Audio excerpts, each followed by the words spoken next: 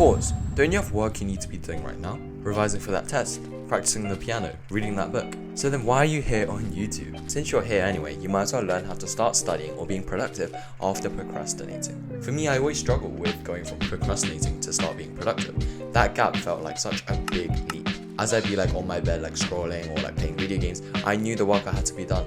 And yet it felt so hard to transition to that, and I just ended up like wasting more and more time. And so let's get right into it. It's hard to stay motivated when you're surrounded by the same four walls of your room, and your phone is like a hand reach away from you, and your bed is like just 1 meter behind you, and you're an alt tab away from YouTube and Netflix. You have to eliminate distraction. Everyone says this and you're tired of hearing it, right? But no one ever tells you why. The real reason is this. You as a person and your brain, you're more likely to do stuff that is the easiest to do at that time. This is the fog diagram. Imagine that you've gone camping and you're in the middle of the countryside, and at night suddenly you really crave a donut. To get that donut, you have to go out, you have to like crawl outside of your sleeping bag, unzip your tent, go outside in the dark, navigate in the cold, go all the way to your car, drive to the nearest city which is like 30 minutes away, buy the donut and then come back. It's very difficult to do. So even if your motivation is sky high, you probably won't be successful because it's very difficult for you to do. But on the other hand, let's say you go to school and this is like the last day, your teacher brought in a box of donuts and on the desk there's a sign next to the box saying, take one, it's free. Even if you weren't craving donuts that morning, like maybe you didn't even want to eat the donuts, because it's so easy, it's literally just a hand grab away, it's literally free, it's right in front of you, everyone else is eating it, you're probably gonna end up eating that donut. So even if your motivation was low, because it was easy, you end up doing it. It's the exact same with studying. When you have your phone or chemistry book, it will always be your phone because it's the easier path to go down. And so you have to make it difficult. This is why distractions are bad. They're bad because they're distracting, but they're bad because they distract off the main task because it's easier. Your brain always chooses the path of least resistance. So app blockers and stuff are cool. What I like to do with distractions is I like to delete all social media apps and then I tell myself I'll reinstall it later. And you might be thinking right now, oh, but that's so much effort. But exactly, that's the point. Remember, the fog diagram shows us that we won't get distracted if it's hard to do. It doesn't take that long to reinstall an app. Like basically, I uninstall Instagram when I don't use it and I reinstall it when I want to. But that simple like 1 minute wait I have to do to go into the app store and install it reduces the amount of time I use it by a lot. And it makes the path quite frictionful, so that actually a lot of the time I end up just sitting down and studying. Some other things you could do are hide your phone, turn off the Wi-Fi, make it as difficult as possible. Remember, there's two parts, studying and distraction. We want to make the distraction as difficult as possible, whereas we want to make studying as easy as possible since our brain takes the easier route. Some ways to make studying more easy is to like have all your books out and like be digitally ready, have all your notes out, because that makes it frictionless to start and make the distraction harder and harder to do. Like you like set a password or you like hid your phone, because then you're more likely to go down the path of productivity. The second point is to win the day. This is a concept that Brian Tracy talks about in his book, Eat That Frog. It basically talks about how you can still procrastinate, but also study. It sounds crazy, right? Like everyone says you can't really procrastinate and also be productive, but if you use this concept, you actually can. The reason that you're trying to study after procrastinating the whole day is because you feel guilty, right? You feel guilty that you wasted the whole day, so you kind of feel like, okay, I kind of have to study now. But when you think about that, like the tasks at your desk like stares at you menacingly, you just really don't want to do it. So next time, try doing the biggest and most difficult task in the morning. There's many reasons for this. When you first wake up in the morning, that's when you're the most prone for flow. So basically, when you wake up in the morning, you have the most amount of like brain points, if you want to put it like that. You can focus the most and you're most likely to get into flow state, and so you'll be able to work the easiest. Secondly, it sets a good tone for the day.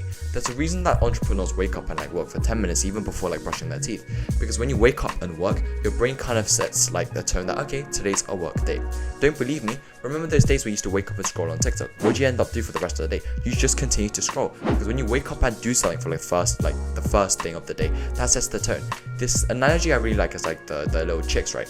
When they open their eyes and it's the first thing they see, that's like their mother. Like they follow that around, like whatever it is, gets imprinted. It's the same with your brain. When you wake up and you do something, if you wake up at work, when you wake up and do a cold shower, when you wake up and do something difficult, your brain's like, alright, so today's a productive day, today's like a day where I'm actually gonna get stuff done. Whereas if you wake up and go like scroll on your phone, etc., it's far easier for you to just continue that downward spiral. Doing something difficult in the morning hence sets kind of a process and also kind of an image in our brain that today's a working day and you're much less likely to procrastinate.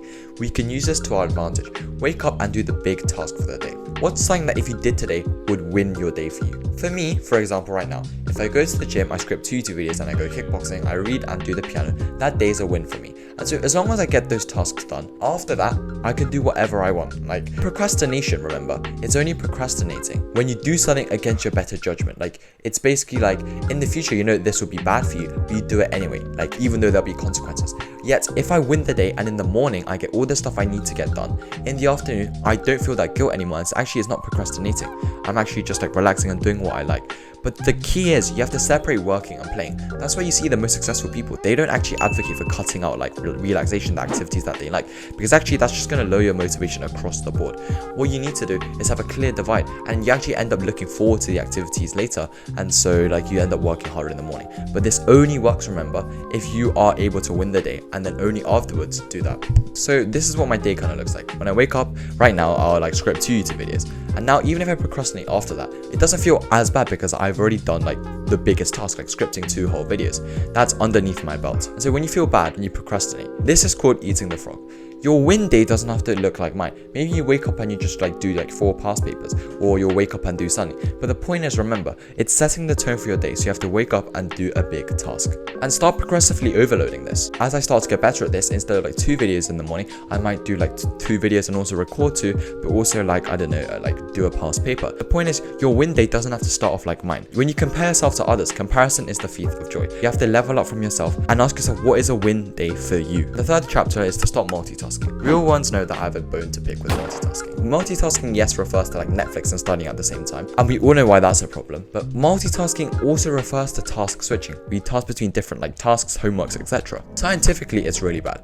Brian Tracy said you end up not getting anything done like properly, and it takes over 20 minutes to refocus on each task every time you switch. And furthermore, each time you switch tasks, you're amplifying the amount of time the task will take by 5 times. Whereas when you actually just stick to one task and work it to completion, it will take half the time. So it's literally a 10x difference between you just sticking to the task and switching tasks. And plus, logically, it makes no sense. Imagine you had the task of washing dishes, but you also had other chores to do. Like, what would you do? You like firstly wash all the dishes and then you like go do the other chores. But it's kind of like, imagine you like put on your gloves, you wash one dish, but then you like take off your gloves, you put the water back, and then you like go and buy milk, and then you come back and you wash one more dish, but then you take like your gloves back off, and then you do like a chemistry question. It makes no sense, and then you can see how inefficient and like stupid that would be. And so to prevent this, you could try batching. Group all tasks in small batches and take breaks in between them. When you stay focused, you decrease procrastination. So the way I like to do this is I have all the tasks that I need to do throughout the day. Then I'll group them in groups first, either of what I want to do it together